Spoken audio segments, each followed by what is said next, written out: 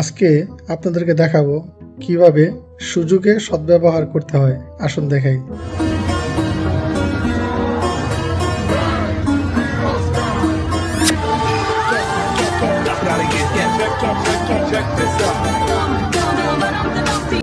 হায় রে, কামটা কি করছে, এই বয়সেই চান্স লওয়া শুরু করে দিছে। ফ্ল্যাশব্যাক।